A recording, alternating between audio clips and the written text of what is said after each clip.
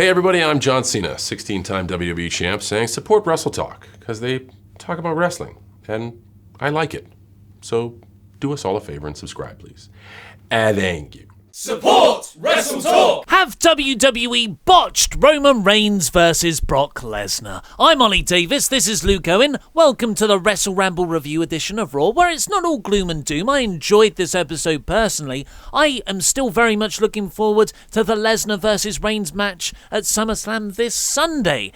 But you had a really interesting storyline where Paul Heyman is this wild card. You don't know who he's going to side with.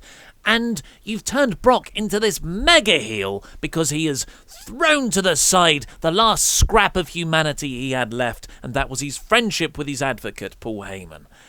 And now it's all been revealed on this episode that was... We'll get into it in a second, how contrived this plan was for really no proper gain.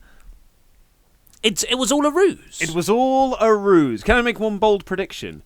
I'm going to guess there's going to be a lot of comments left on this video that will be made before they've actually watched it. They'll just say, of course they did. They botched it by booking it. Yes. Good disclaimer to get that out of the way first. Yeah. But this is the weird thing, because I think we're all getting into this storyline despite the Roman Reigns problem, and it is still a problem. This will be a much better story with a character in there that we liked. That guys and gals. We've got a Renee Young on commentary now. No. This is an evolution world. Guys and girls can get behind. Stephanie McMahon has invented all of these things for us to enjoy. Yeah, she just looked upon the world and said, no, equality. And now it is equality. It's like a good version of the Thanos finger snap. Yes, Roman Reigns versus Brock Lesnar. Should we do a quick recap of what happened? Yeah, let's do it. I mean, should we do a quick recap of the story as a whole? Yes, yeah, go for that. So this all started 2 weeks ago when Lesnar returned to Monday Night Raw. We haven't seen him since the greatest Royal Rumble. And the whole storyline behind that was that Paul Heyman at the start of the show was all super duper excited. And he's like, my champion Brock Lesnar, he's here tonight. Hey, he's going to... I was going to say, he just loves to advocate. He loves to be an advocate. Yeah. And he was all excited, and he's like, Brock Lesnar's going to go out there. But Brock Lesnar was more interested in reading about being a frontiersman and a woodsman, and was not interested in going out. And throughout the show, Paul Heyman broke down more and more and more, to the point when he was essentially crying. He's like, look, you've got to go out there. I'm going to lose my job if you don't go out in front of the live audience. And Lesnar grabbed him and was like, mate, I don't care. Like, what does it matter to me if you get fired? I'm not asked, mate. And he shoved him down. And then Heyman went out and he's like pleading with Kurt Angle, being like, please don't fire me. I also think that Brock Lesnar's dumb and rubbish and stupid and a bad champion. And then Lesnar comes out and Paul's like, look, he's great. I love this guy. He's grand. And then he grabs him. Lesnar grabs Heyman by the throat, starts choking him, and he shoves him down to the mat, theoretically splitting up that act. And then last week, we had this even further, but got into even bigger detail when he did a sit-down interview with Renee Young, where he was openly weeping on camera. Looked like he hadn't slept in days, looked like he hadn't shaved, had his hair done or anything like that. It was a great promo. Great promo, one of the best of the year. We called our video that the best promo of the year thus far. And it was wonderful. And as you said, it really did highlight this whole thing of like, I love Brock Lesnar, but he doesn't love me back. And our whole friendship is almost, it's been a charm. It's now over, and it's what's going to happen next. I don't know if Roman Reigns can beat this Brock Lesnar because he's dangerous. Unless... So that unless bit didn't come on that episode. That was posted on WWE's YouTube channel a few days after. But they showed it on this week's episode. So that brings us to this week's episode. So what happened on this week's episode? So where we are, Brock Lesnar and Paul Heyman, they're done. They're done. So they've set this up earlier. It was pretty good having Renee Young on commentary because she could give the insight of, hey, look, I interviewed Paul Heyman, and he stands up. This is what happened. We didn't show you. He stands up at the end and goes, Roman Reigns can't beat Brock Lesnar unless.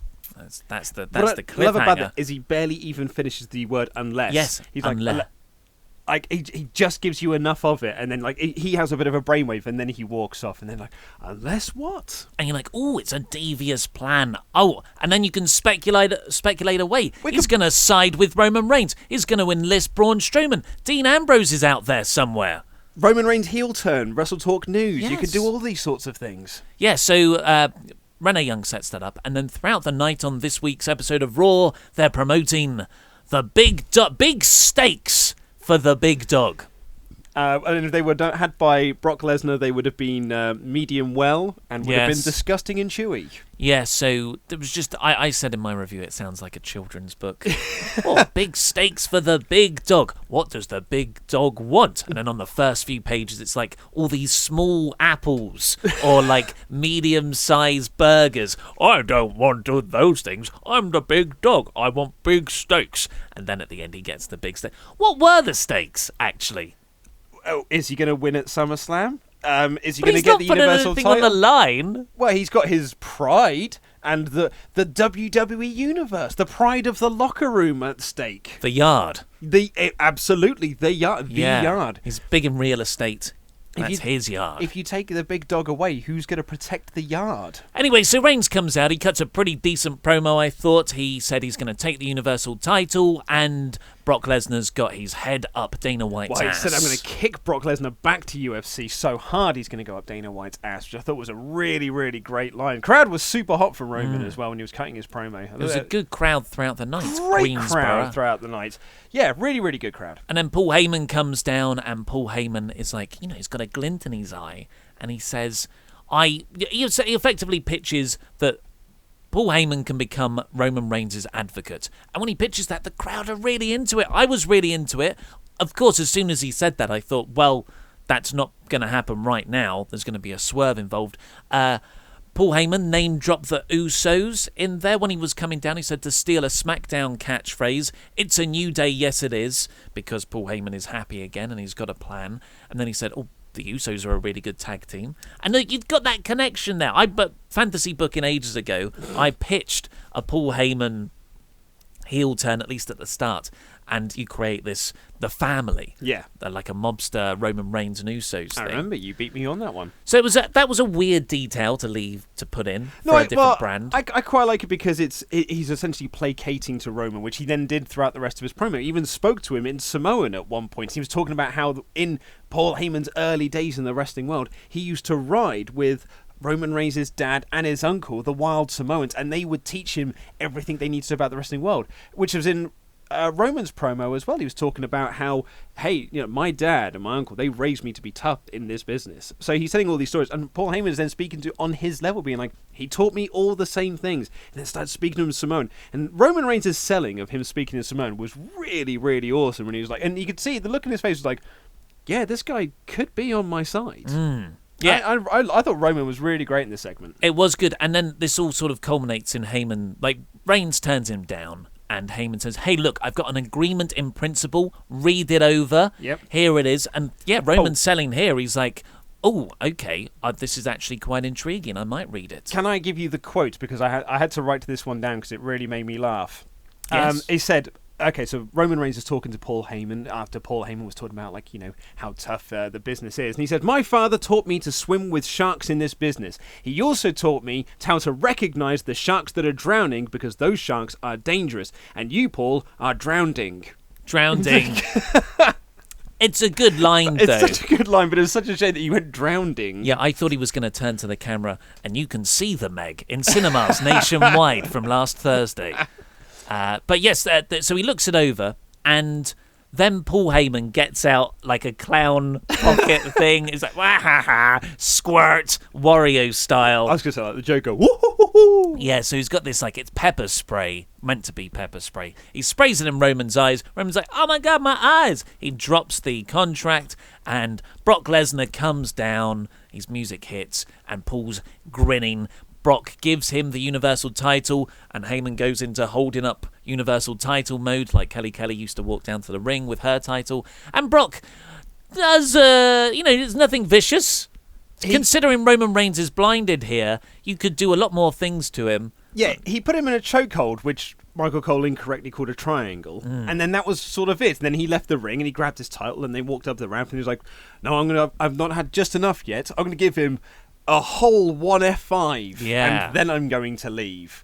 Yeah, it wasn't like the brutal beatdown that you'd thought that someone being sprayed with pepper, especially because the commentators like, Roman Reigns is defenseless, he can't fight back. And Paul Heyman last week said that this Lesnar is violent and vicious and so deadly, and here he did a less of a beatdown here than he'd done in the lead up to WrestleMania.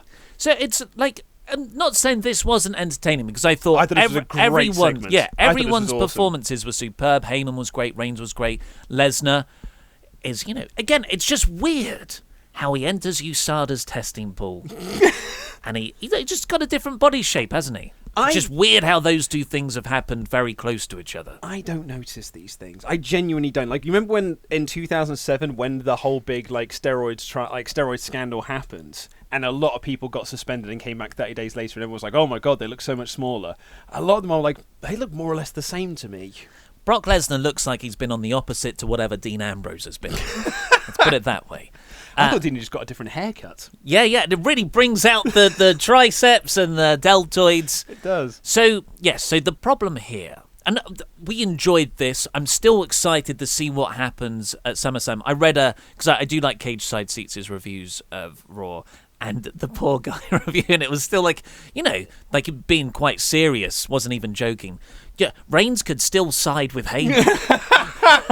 Like, we don't know what was on that contract. Yeah. Maybe it was a warning. Like, I'm going to spray you now. Just play along. I think, clutching at straws. But, based on everything else that now this dastardly plan, maybe that isn't so out of the realms of possibility. So this was cool. This was great. If you take it as a segment and don't think of anything else, I really enjoyed this. Still looking forward to the match at SummerSlam, which is something I never thought I'd say about a Reigns-Lesnar 400th encounter. It might be my most anticipated match of the whole show. Yeah, it's apart from Rousey Bliss. Oh, I'm looking forward to this more than Rousey and Bliss. Oh, yeah, no, I said apart from that, I think that might be my close second. Yeah, so it's... But what it does is, by having Heyman and Lesnar reveal that they were in cahoots all along, it takes out that Heyman wild card factor, which was hugely important in making this very interesting and where certain allegiances could fall. And it just from a plan perspective, what was the point? So you staged a breakup, you did this interview thing where you cried, and then you go, and that wasn't even shown on Raw. It was shown on the YouTube channel. Granted, it was shown on this week's Raw. And then you do the pepper spray, and it's all just for a chokehold? Like, what could you not spray it so his eyes are more... Could he get an eye injury out of this? Well, it's like if they'd have just come out here and Brock Lesnar had laid Roman out without having done any of the Paul Heyman stuff in the weeks previous, we'd have probably been like, yeah, that's pretty much what I was expecting for the build-up to this angle. Maybe a tug over the Universal title. Yeah, man, if you want to get really serious. The gold standard. Yeah, go homes. But with all of the Heyman stuff for the past 2 weeks, it was so much more interesting that way. And it just feels like they really did almost pull the trigger on this too early. I mean, I know it's the go-home show for SummerSlam, but now, like, there isn't that level of intrigue going into that match that was there previously. As you said, as that Cage Side Seats report said, and we've been talking about, you could have had, is Heyman going to turn on Roman? Is Heyman going to come out with Brock Lesnar at all? Like, is Heyman even going to get involved? So there's going to be something with Braun Strowman, something with Kevin Owens. All this sort of stuff that was kind of like talked about and speculated. And all of that's sort of just gone out the window. And now we've got just a Brock Lesnar-Roman Reigns match, which is what we had at Greatest Royal Rumble, and it's what we had at WrestleMania, and it's what we had at SummerSlam last year, and it's what we had at WrestleMania 31. It's like, this, when you do your fourth match, you need to have a new wrinkle to it. And they had that wrinkle, and they decided to iron that out. And be like, oh, I don't like that crease. Let's iron that out and play this as straight as possible. Totally. And the 2 weeks of really engaging stories that they've done it's them saying, oh, it didn't matter. It was all we fooled you. We fooled you. What a swerve. Well, that's not good storytelling. That's just like, because again, it's a crap plan. Yeah, it was an awful, and it makes no sense. Like, it's a good swerve. Like, oh, I didn't see that coming. And for a moment, you're like, haha, that's good. But then you think about it just for a second, and you're like, wait, what was the point of it? Well, that's it. In the moment, when he sprayed him with the pepper spray, I was like, oh, wow, I did not see that coming. And then when I didn't think Lesnar was there. Lesnar wasn't advertised for the show either. And I wasn't expecting Lesnar to be there. And then when he came out and sort of like laid him out, I was like, well, it wasn't the greatest layout, but man, I was like, I didn't see that coming. And as you said, it's only until you sort of stop and like play it back in your head, you go like, huh. But what was the point of all of it? Yeah, so Brock came back, and so all of those segments between Brock and Paul, they were actually secretly working together. Brock doesn't even read the New Frontiersman. Yeah, why would if in a kayfabe world that bit isn't being recorded, they're just two people talking to each other, why would they act as if they're breaking up? Yeah. I don't know. It's a pretty logic holy thing, but I'm still looking forward to the match. It's just WWE were doing so well with this feud, really beyond everyone's expectations. Really so, yeah. And it's a shame that they've botched. They have botched it. Drop the this. ball. Yeah. Absolutely drop the ball. Right at the last hurdle as well. Really, it was such a shame. Haha, it's a Raw review looking jacked, man. Renee Young. Yeah, Renee Young's on commentary. Yay! You know She's what? on the commentary team. Is it just a one shot? Was it just for this week? Is she going to be doing SummerSlam? I think it's whenever Dean Ambrose is returning. That's how you lure him out. I see, right. Yeah.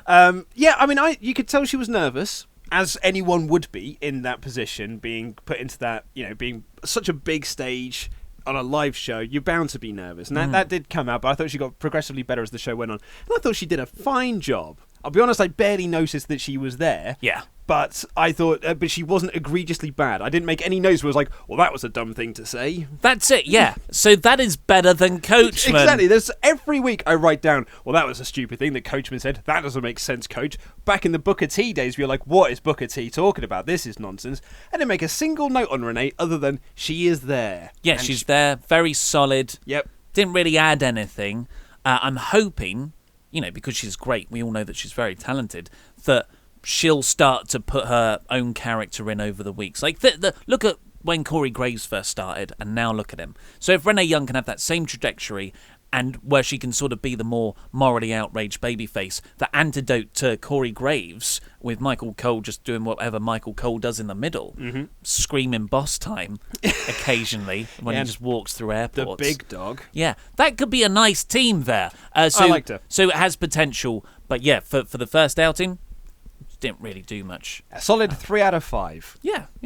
But the show kicked off with Ronda Rousey coming down, and she starts off with a sad. Now, Dave Meltzer was quite offended by how this went. Really? No, because he said this was all fine, like this was good. Ronda Rousey's, I didn't really know this actually. I think I kind of heard it, but didn't know the specifics of her father committing suicide when she was 8. Oh, I did not know that. So, and the connection here is that Natalya is Jim Neidhart's daughter. Natalya and Ronda Rousey with this act on WWE, so it makes like this is very neat. And they're super duper best friends in IRL. Yeah. So Rousey comes down to announce to everyone, like, it's very sad that Jim Neidhart's passed away earlier today. There's some scripted stuff about dads, which usually would jar with me, but I thought she delivered it well enough. She was close to tears as well. You can see that it really has affected her, and I thought she did very well to overcome that. Yeah, so this was a good segment. It felt genuine. And the crowd was so into Ronda as well, so into her. Now, where Dave Meltzer's problem comes is that at the end of that promo, rather than break or doing if this was a pre-taped segment, he said it would be completely different, it would be perfect. But then she goes, but with Natalya out, here comes Ember Moon. Yeah, wrestling. And he didn't like the juxtaposition of those two bits being put together. I mean, it is a wrestling show. Yeah. And in the grand scheme of things, what WWE has done with its deceased people that have worked for the company, this is probably one of the more tasteful ones. Yeah, I thought this was okay. It didn't have Randy Orton going like, Eddie's not up there, he's down there. Imagine if Bliss came out, did something like that. Didn't have CM Punk juggling the urn, pretending that Paul Bearer's ashes are actually inside it. I wasn't offended, but I can see why you would be if you wanted it to be a straight thing. Not a bad promo. Ember Moon comes down, meaning that, because of course Natalya would have been pulled from the show earlier that day because of very obvious mourning reasons, and that means we've got Ember Moon as a stand-in for Natalya and Alicia Fox as a stand-in for Mickie James, because Bliss and Rousey aren't allowed to touch before, which is good. It's good. It's just a bit clunky how it's played out. Yeah. Because Mickie James was injured. But yes, this was... Bliss comes out. She says, I spoke to Baron Corbin. He said I should get some security. Here is the security. And then the security got beaten up by Ronda Rousey. I did like how she started cutting a promo on Ronda, and she was like calling her the rookie that she always does, but she's like, I can come out here and make a mean face too, and she does like the Ronda Rousey mean face. It was a genuinely great impression of the Ronda Rousey mean face. Every time Bliss did the mean face, I was like, oh, you're so cute. But she said that like Angle is protecting her, so she needs her own protection. She brings out these guys, and I thought at this point I was like, why didn't they use like actual Raw wrestlers, coming out there and have these interconnecting characters and stuff that exist within this same plane of existence. However, when they actually got in the ring and all got their ass kicked by Ronda, I was like, but I can see why they now used a load of geeks to get beaten up, so that's fine. Yeah, but no one's gonna Titus Worldwide. It's fine. Authors of Pain, fine. Mojo Rawley, Bobby Roode. It's so funny. I thought Authors of Pain would have been really good in this if Ronda wasn't going to beat them up. Like Authors of Pain would have been awesome in this role. But I'm sure they've got something much better planned for them later in the show. Oh yeah. And they did. It's a shame that a heel APA aren't around. Yeah, I know. Yeah, that's what you sort of want, like really. That. Yeah, but anyway, mercenary heel tag faction. But Ronda does beat up all of the security guards, and like she just looks so awesome. Yeah, she looked great. She's so good. She beats up 3 of them, stares at the last guy. The last guy's like, nope. And runs out the ring. Perfect, awesome. Really good. So awesome. And then we got the match, and this was a really weird kind of setup for the match as well, because they kept putting over this idea that like, can Moon overcome the champion Alexa Bliss? This would be a really big win for her. And I'm like, didn't Ember Moon beat Alexa Bliss on her first night on Raw? Like, am I meant to not remember that? Yes. Oh, okay. Yeah, that is. Right, okay. You are not meant to. You are not meant to remember that. Cool. So Ember Moon was really going to struggle here against the champion Alexa Bliss. But she beat her. She beat her. Well, did she though? So no one kicks out of the turtle eclipse from the top rope. So at the finish, like there was a bit of kerfuffle, and Alexa Bliss got out and she absolutely effed Ronda Rousey into the barricade. Look, she took a hell of a bump off of the back of it, and then she got in the ring, and Ember hit this wicked like sort of lung buster thing, and then hit the eclipse, and she got the pin, and Alicia Fox sort of broke up the pin. Yeah. Like I had to watch this a couple of times to work out just what happened, and it just brings back the complaints that you and I have had over the last couple of weeks about she's not a good wrestler, about burying Alicia Fox, and yet here we are, and she botches the simplest thing of just get in the ring, break up the pin, and her timing was so off. The referee was she confused the whole thing, and it was really, really odd. And It was a mad awkward finish. I've got Fox gets in the ring and ... breaks it up ? It's a DQ either way. That was an awkward finish. Yeah, and she was wearing leaves on her head. She was. She was distracting. She has quite the fashion sense. Great look, Alicia Fox, and a great character. But this was. She's not a good wrestler. Not a good night for Foxy. Like the person you're hailing as the forefront of the women's revolution. Mickie James, yes. Anyway, I was really happy. So Ronda got a few bits outside as well. She attacked Fox, and she beat up Fox afterwards. Ronda looked great throughout this. Yeah. Great booking of Ronda, continues to be really on point. I was really, really happy because I'm a newly turned Ember Moon fan. You are. Didn't see the appeal of her. Something happened about a month ago. Choo choo, join us on the hype train. I'm on the front of it, yeah. And it was when Moon, and credit to the Greensboro crowd, Moon got up to the top rope. Alexa's stumbling around. The crowd know what's happening. She's setting up for the eclipse. And the crowd pop for the setup for a finishing move. Yep. And that is an over move. Like, yeah, I was really happy. We were talking about, we watched SummerSlam 2000 for our WrestleRamble Extra podcast, only on Patreon. Please become a patron. Yeah, out on Friday.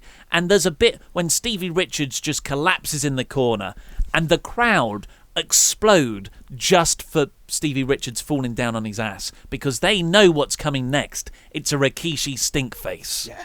Yeah. So, I was really happy to see Ember Moon be over in that way. She needs to be pushed more. Yeah, I think she'll get a bit of a showing probably after SummerSlam. At least you'd hope anyway. But I mean, perhaps the downside to Ronda Rousey, if you were to look at it in a sort of broader landscape, is that she, because of the money she's being paid, she has to be the featured person on Raw in terms of the women's division. And because of that, then a lot of the other women sort of have to take a bit of a back seat to her. It's the Charlotte effect, really, as some might say. So someone like Ember Moon, someone like Bayley and Sasha Banks, or the Riott Squad, who are just in this Groundhog Day, eternal, never-ending nonsense that has been happening now for 5 years or so at this point. It's so I think that's maybe the downside to Ronda being in the position she's in. And Dana Brooke. Poor old Such a Dana talented Brooke. Ways. Yeah.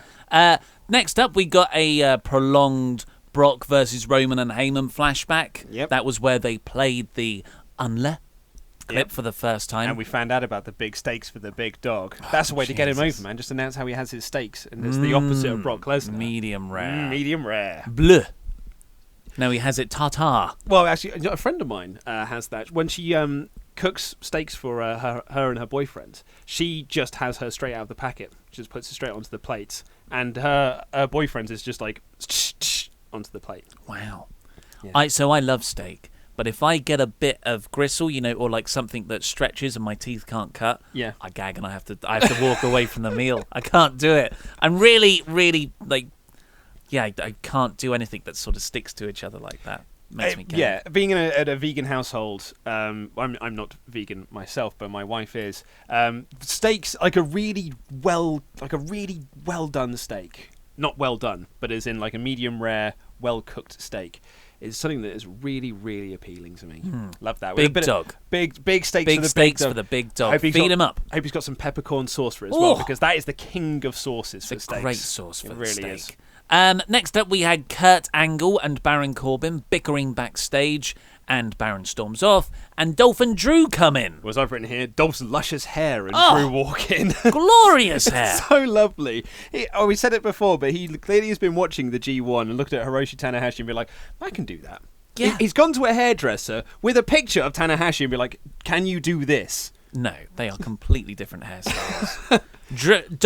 Dolph's is very straight and long, whereas Tanahashi's has a lot more volume and is flowing and wavy. He wants it to be just as nice. No, it's not. It's beautiful in its own unique way. He cannot get it as nice as Tanahashi's because no one can. I mean, if we were Cultaholic, we'd make some crappy top 10 list of best hair, best wrestlers' hair. Yeah, Actually, I might do that. That's a pretty good list. That's a pretty good list. So Dolph's hair's gorgeous. Couldn't really focus on much else in this segment. He's asking where Seth Rollins is. They've got this contract signing to make the SummerSlam match official later in the night. But Seth is late because he was on a business meeting in China and he's had some travel issues. PR tour, they said. Yeah. Business meeting makes it sound like he's actually important. Yeah.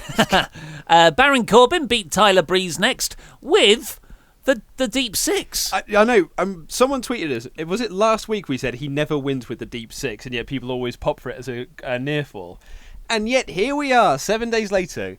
Basically, what that tells you is that WWE do watch this show. Yes. Oh, without a doubt. Without a doubt. Or we have a direct line to Vince and Trips and Yeah. Michael Hayes to book these finishes because we have so much experience in live wrestling entertainment. This is a sort of good and bad thing. Love that Baron Corbin is winning with the Deep Six. It's just like Sheamus when he had that big arsenal of like 4 or 5 moves that he could win with. I would love to see more signature moves win, and then you get those huge near falls in pay-per-view matches. So like on TV, you do win with just not your finisher. Bad side, Tyler Breeze was just dominated and a jobber. I don't know why I expected anything else, but it is a bit sad when you keep seeing it happening. It is a bit sad, but we did get to hear the Prince Pretty music all the way through. That was quite nice. Yeah. But then after the match, he cut a promo on Balor, and he said that, we wanted to try and warm each other up, so I got to pick his opponents. I picked a small guy like Tyler Breeze, so I can beat him up. Now Balor's going to have to face a big guy, and I was expecting to pick a really big opponent, but he's a heel, so of course he didn't. He picked Jinder Mahal. So Jinder Mahal comes out. This time last year, he was WWE champion, and then he goes, "Oh, I hadn't finished my sentence yet. So I was a bit out of breath." He likes to overcome the odds, so it's going to be a handicap match, and he's going to face a very good friend of mine, Kevin Owens. Oh, what a dastardly heel he is. And KO walks out all smiling, Yep. being a heel himself. But you know who else walks out all smiling?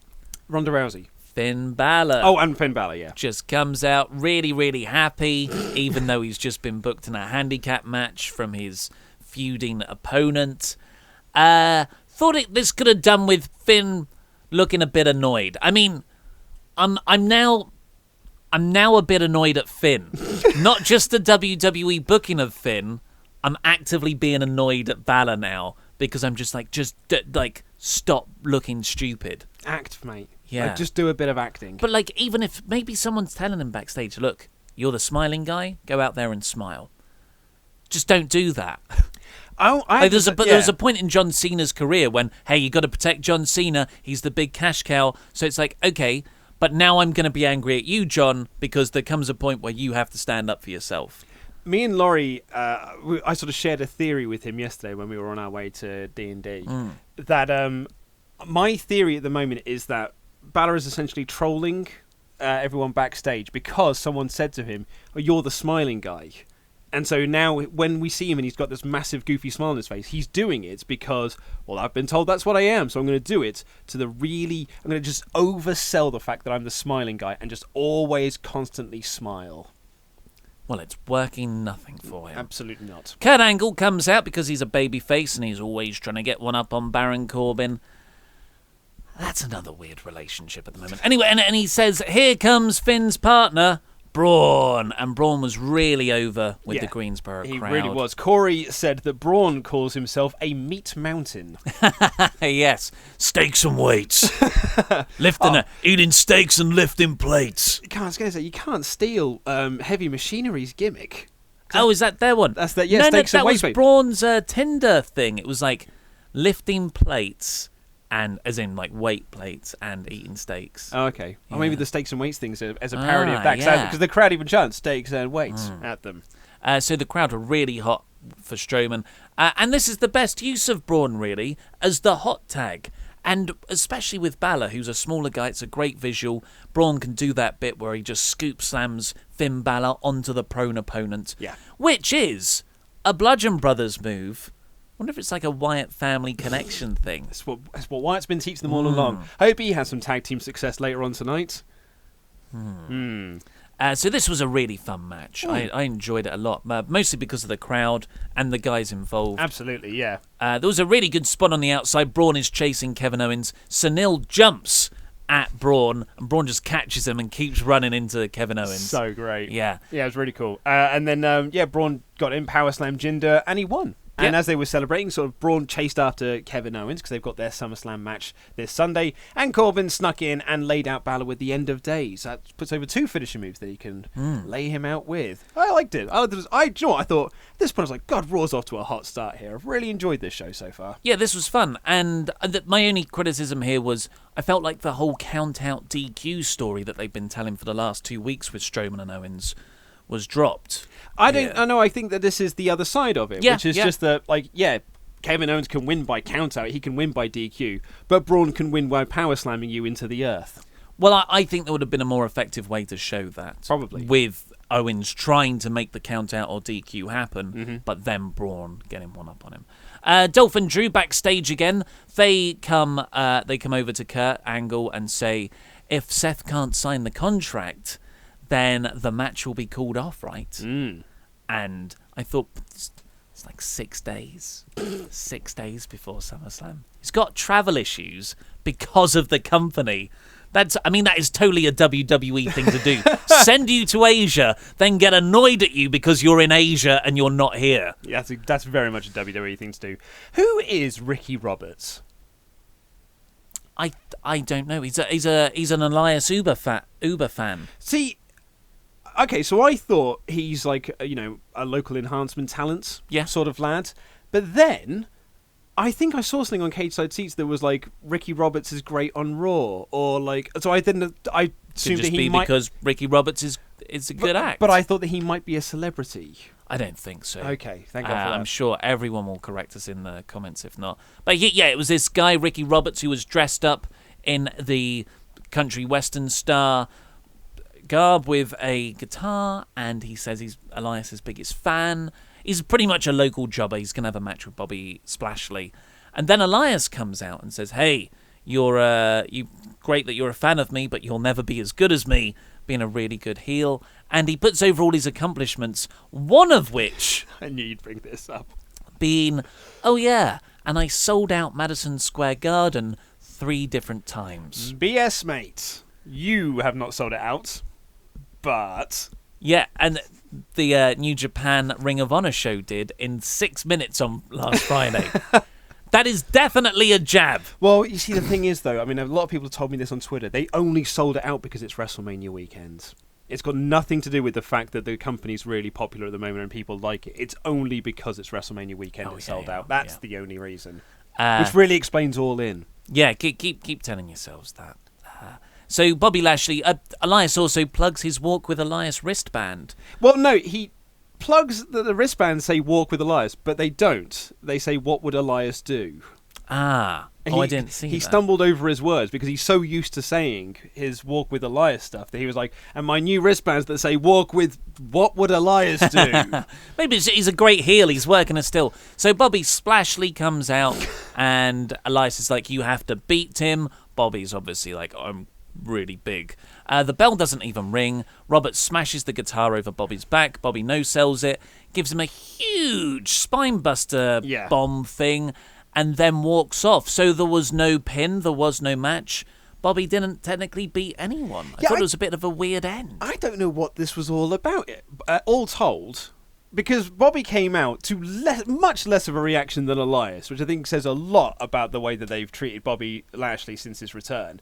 And then, I mean, I've written here, he sort of cut a promo before he beat up Ricky Roberts, but it wasn't really, like, he sort of just said some words, sort of stumbled over some words, and then, Ricky hit him with a guitar, he no-sold it, big spine brush, and then walked down. I was like, what was the point of all of this then? Yeah, I liked Bobby no-selling the guitar shot, but, yeah. Have they got a match at SummerSlam? I assume they have. But like I said, I just phase out whenever they start running down the card. I actually watched it for the first time this Oh, week. God, it was long. God, it was long. I skipped ahead, and it was still going on. That's my usual thing, is I tend to skip ahead. But this time I was like, no, I'm going to watch this. I'm going to see what all the matches are. And every time they added another one, I was like, I forgot about that one. And I forgot about that one. Oh, this is still going. Oh, yeah, that's a feud as well. Yeah. Oh, damn it. There's like 12 matches on the pre-show. So much going on.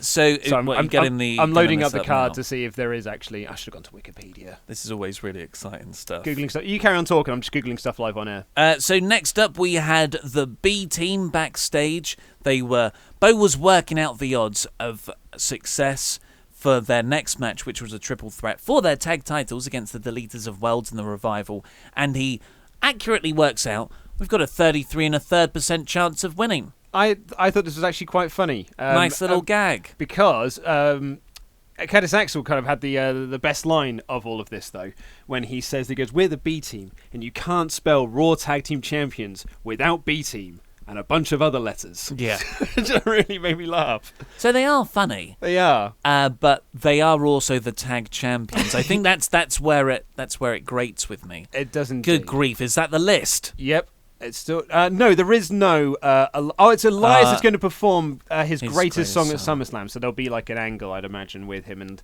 Bobby Splashly. Oh, that is a depressingly long web page. Oh yeah, look, Elias is just there on the graphic by himself. Yeah, at SummerSlam, Elias promises to perform his single greatest song to date during the biggest event of the summer, which is all capitalized, of course. So it's going to be at the expense of Lashley, I would assume. Well, and New York, I'd imagine. The New York area. Yeah.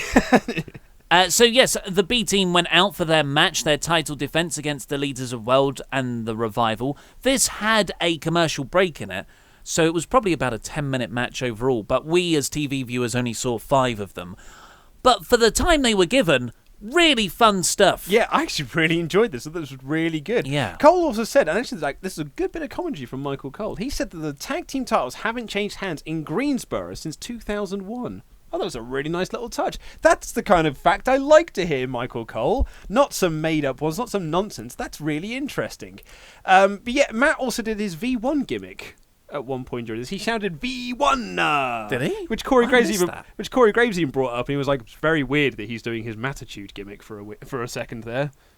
Well, this is just me speculating. He did go on like a bit of a career retrospective on Twitter recently. Maybe he's doing a greatest hits tour. I think the same thing. Yeah, I think that might be where he said it as well, because he said that he's not going to be wrestling forever now because his back and his pelvis are sort of fusing together, which sounds awful. Yeah. Which actually really sucks as well, because again to plug the Patreon podcast for SummerSlam 2000, when he does those big leg drops off the ladder, and you're like, oh mate, no wonder you're in such bad pain. I hate that's one of the cringiest bumps for me to watch take. Is when people do the sit down bump from a very high, and they do a lot of them in that match. Yeah. That's why I used to cringe at Fandango's finisher. Pretty much. Yeah. Kevin Nash buried him on Twitter when Fandango debuted at WrestleMania, and he was like doing a leg drop. And I think he said like, "What a mark for himself." Like, what an idiot, essentially, because that's a stupid move to do, and your career will be. You want to be like Kevin Smith. You want to be like Kevin Nash and have 5 moves, including the hair flip. Did you see someone asked if what would Kevin Nash do if he returned at SummerSlam on Twitter? No. He replied, Terra Quad. So he's in on the gag. Love Nash. But this was a fun match. Bray Wyatt got a really nice hot tag where he just gave Uranagis to everyone. It was Uranagi City, bitch. It was great. And then that everyone's kind of brawling on the outside, and Matt does a suplex over the rope to the outside to land on everyone, which was really good. The Revival also did the Heart Attack, which was the Heart Foundation's finisher, which Bully Ray was not happy about on Twitter. He was very, very upset about that. So what did he say? Why is that offensive? Because paying tribute to someone. Well, for him, it was because it was a move. It was just a move done in a match, okay. And that's not really a way to tribute someone or tribute an act. And that's what he was upset about. And because the Revival replied to him. And I think it was Dawson was just like, I really value your input in our matches. Which he's so good. My best friend on Twitter, remember? Yeah. Great way to get more heat for yourselves, Revival. Devon's a producer. We're behind your Revival. Come on. Mate, they've got a match at SummerSlam now. They're going for the tag belts on the kickoff show. Yeah. I see Bubba's point, though, or Bully's point. Yes. I do. That makes sense to me. But it was also... I think the hearts were in the right place. But also... Pun intended. But also, it's not like... The agents put the matches together, so it's not the Revival's fault that they did it. You know, there's more or less... They were probably told to do it. Yeah, it'd have been quite a nice touch for one of the teams to win with the heart attack. I would completely agree. Probably not the heels. Well, I was going to say the problem is that the B team won the match. And yeah, which was the finish. The Revival hit the Shadow Machine on Bray Wyatt, but Axel had blind tagged himself in, and then he got the pin instead. And that sets up them having it's going to be B Team versus Revival on the kickoff show for SummerSlam. So and then the B Team do their over celebrating nonsense and backstage as well with Roman. B Team, pretty annoying sometimes. Yeah. I'm quite ready for them not to be tag champs now. Yeah, I keep saying, hey, I want condensed cards. I don't think everyone should be on the card at SummerSlam. But for Bray Wyatt not to have a match at SummerSlam, and he shouldn't do, because he's been booked into oblivion at this point. But my problem is with the booking of Bray to this level, where he didn't even have a WrestleMania match. He just had that surprise bit for the Andre the Giant Memorial Battle Royal at the end with Matt, which started their team. So it's a real sad state of affairs to see Wyatt is where he is, because it's such a good gimmick, and he is a fantastic promo and a pretty decent wrestler. He's got a real presence. My mind always flashes back in moments like this to when he just pointed to whoever it was when Roman Reigns speared the guy over him when they tag team that time. Yeah.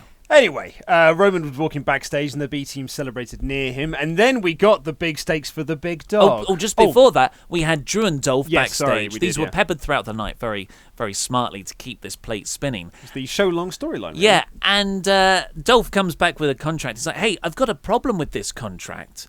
And I like that they actually showed them looking through it in advance. Because that's what you would do, right? It's usually you just walk in, I'm signing. It's not like iTunes terms and conditions where you just scroll to the end, mate, and just tick. No, Dolph has taken the time to go through the intricacies.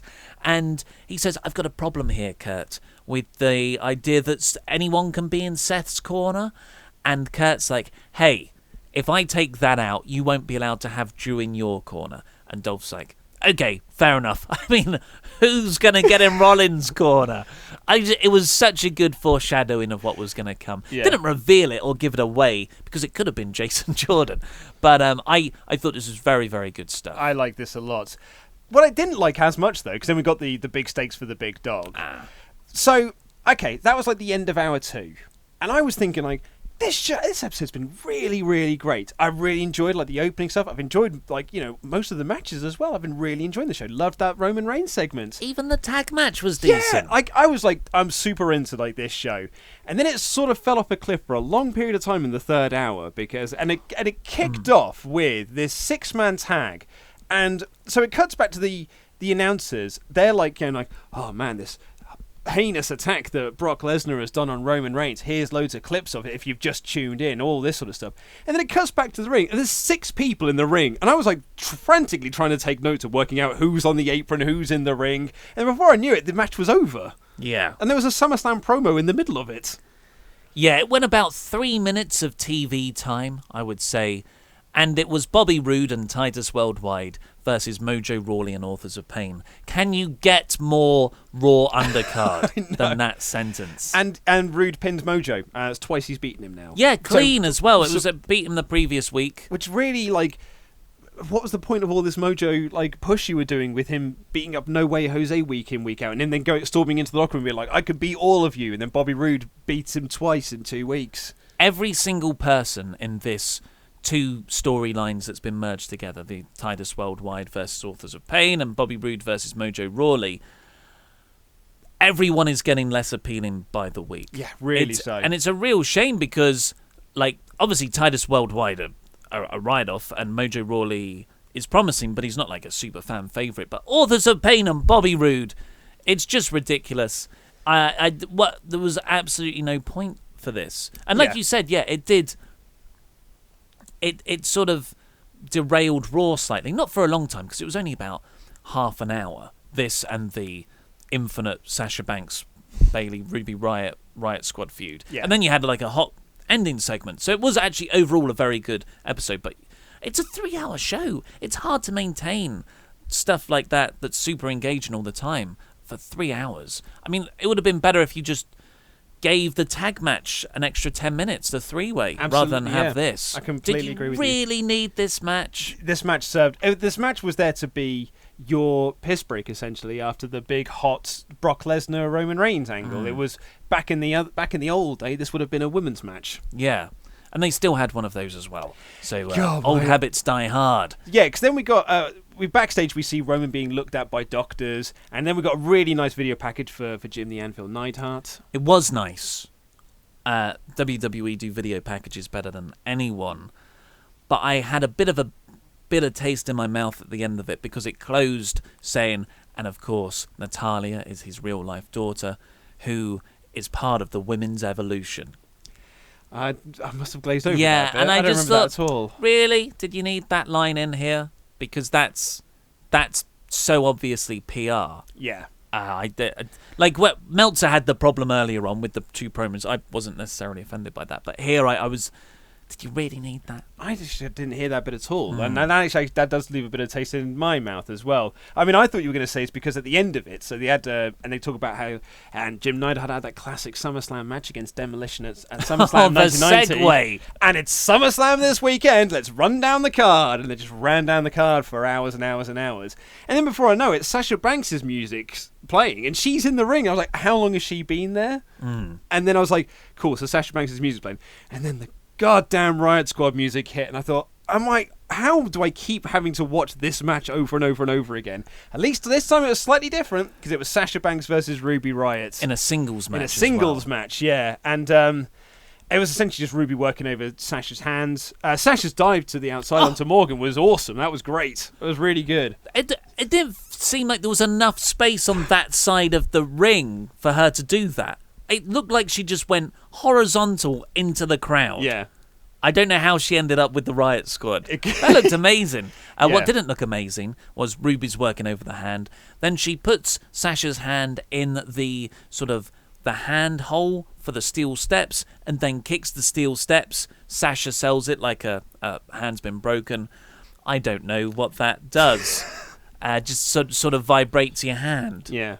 Why do you not kick the wrist into the hole? Well, it's the same as like if you're swinging a chair and someone else swings a chair and you both hit the chairs together. You have to drop it because you're like, it vibrated. Oh, ow, yeah. But this was a pretty decent match, actually. I quite enjoyed it was. it. It really it's was. just repetitive. That was my issue with it. It was just as soon as I heard that music, and I was like, where are we going with this? And that's my issue. It's not the fact that we have to see it week in, week out, though that is a problem. It's where are we going? This is it's a feud, but it's such a rudderless feud. They're just waiting. I really think they're just waiting for this women's tag team division announcement, but they can't do it yet because SummerSlam. Yeah. After the Sasha dive to the outside, she takes out Liv Morgan and Sarah Logan, rolls back in, Ruby rolls her up, Ruby won. But I thought this was a good match. Yeah. Then we got Kurt backstage. Seth is still nowhere to be found. Baron says it's all Kurt's fault because he waited until the last minute to make one of your big SummerSlam matches official. Again, the 6 days. 6 days till Sunday. But this was a nice way of getting the heel's justification against Kurt over, which Drew McIntyre built upon next when he was like, hey, you're rushing Roman Reigns into that match, even though he could be quite severely hurt from the pepper spray and Brock's attack, even though it wasn't that devastating, because you need that match to happen. Kurt says, Roman Reigns will be cleared, I'm letting him wrestle. Yeah, and Drew says, you're being unsafe just for the sake of your job. I thought that was a really interesting wrinkle, but it still is just a drop in the ocean of making Kurt Angle an engaging authority figure. Yeah, and to your point of there's 6 days left for them to sign a contract. You know contracts aren't official unless they're done on TV. Yeah, of Come course. on, man. It's got to be in the main How event. do all the other matches happen then? Well, those ones don't count. How are they legally binding? Only big matches have to have the Okay. contract signings. No one even went through a table. It's not an official contract signing. That's how you sign. Was there even a table there? I think there was. I think Drew flipped it. Yeah, he did. He threw it out of the ring, didn't he? He did, yeah. So anyway, Seth, Dolph and Drew cut these promos, and there's some really good promos. Dolph's promo in particular was really, really good, where he was talking about how, I used to want to come out here and steal the show. I wanted to steal the show for all of you, but none of you appreciate it, so I'm not going to do that anymore. I mean, we did appreciate it, but your management didn't. Yeah, and WWE then they did booked not. you into oblivion. Pretty much. But it was still, character-wise, this was really I thought good. it was really, really good. Someone pointed out on Reddit, can't remember who, as ever, that all of Dolph's promo actually can apply to Dean Ambrose as well. You know how everyone was kind of, I really like Dean Ambrose, but he seems to be coasting a lot of the time. Yeah. And, yeah, it was interesting how that parallel worked considering what was about to happen. Yeah, remember when Dean was WWE champion and he was wrestling 17 matches a day in 18 different countries, and he was a real workhorse as WWE champion, and didn't really get a lot of thanks for that. He got the title run. It was never a convincing title run. Yeah. But yeah, Dolph's promo was very, very good, I thought. He really put his all into it, as was Drew's. Yeah, Drew's so good. But Dolph's promo was really, really good. Yeah. And then he signs, looks like the match is going to be forfeited. Yeah, what Angle said, because introducing Seth Rollins, and Seth Rollins doesn't come out, so he tries it again, and Dolph's like, cool, this match isn't happening, let's sign this contract, so it's a forfeit, so he signs the contract. And then that's when Seth comes out, and he's like, okay, so I've been telling a bit of a fib. Had a big smile on his face. He had a big old smile on his face because he knew what was coming. I'm sure Renee had a massive smile on her face as well. And he's there and he's like, I've sort of a bit of a lie. I haven't really had travel issues. I've been here for a while. I've just been sorting things out. I just wanted you to sign the contract because I didn't want you to not sign it when I revealed what was going to happen next. And that I was genuinely excited. The crowd anticipated, because the crowd picked up on what was happening. Yeah. In fact, the only person who didn't pick up on what was happening was probably Drew, Dolph, and Michael Cole. Mm-hmm. And the crowd really started to build anticipation. I thought this was excellently done. I thought this was expertly executed. Yeah, Seth kept on teasing it out. First he said that, then he said, I've been busy with travel arrangements. But not my travel arrangements. Even more anticipation. It's like, you said it yourself. You've got a psychopath in your corner, so I should really have a lunatic in mine. Dean Ambrose's music hits. Denim jacket. And jeans. No, leather jacket. I'm wearing a leather jacket, and jeans. Although he didn't have the leather jacket and jeans, he came out buff Dean Ambrose with his new haircut. Heel Ambrose by the looks of it. Oh, yeah. And he comes out, he looks awesome, and it's actually I've not really missed Dean Ambrose. I'll be honest with you, I've not really missed him on TV. But I did pop for him coming back. I was really into this angle. I thought this was a real killer end to the show. I totally agree with you. It's like when Dean Ambrose... no one was going, I can't wait till Dean Ambrose comes back. Well, I wasn't, certainly. You weren't either. No, there will be people who were. And you've got very big Dean Ambrose fans. Absolutely, and you're not wrong for that. But I personally didn't miss him. But seeing him back, I am very happy. So... yeah, that maybe this could be that sort of refresher of a career that he needed. I mean, he didn't have any time off for his entire WWE main roster run up until that point. So people can get a bit tired. And it was great. They came down and they sort of laid out Drew and Dolph and sent them packing. But the final shot of the show was them doing the fist bump in the middle of the ring. And maybe it's just a massive mark for the Shield. But the fist bump really does pop me every time they do it. Like last year when they did the whole build up to the fist bump, it was so awesome. And it was a very small visual because they cut away because they had to, they probably show ran half an hour longer than it needed to. But the visual of them doing the fist bump, I popped for it massively. And that's now I'm more excited now for that match at SummerSlam than I was earlier in the show. Well, when Dean came out, I thought, okay, he's going to be in the corner for SummerSlam. He's probably not fully cleared yet, still rehabbing his injury, because I think he had about a couple more. When it first happened, when he first had surgery, he really should be out for another 2 months. But he's certainly been rehabbing hard. He looks in great shape. And I thought, okay, he'll just be in the corner. He won't do much physical. They run down there. They brawl. I was like, well, he's not taking any bumps. Then I think it's Drew is in the corner. Dean Ambrose flies in the air at him. He really hurls himself. It looked amazing. Yeah, it looked great. And then, like, Dean, there was no laughing. There was no goofiness. It was just pure lunatic fringe. Or, like, I guess, cut back hair now. It is indeed. It was lunatic short hair. There was a period in time where I genuinely thought Michael Cole was talking about his haircut. Yeah, there genuinely really was. And I remember saying to a friend of mine, I was like, I don't understand why he keeps saying this lunatic fringe thing. And then he had to explain to me that is a term. Yeah. And I was like, oh, okay, well, that makes more sense then. Because I always thought, man, his haircut's well wacky. He's got a crazy mullet. Oh, it's such a crazy haircut. Mullet. That's his character.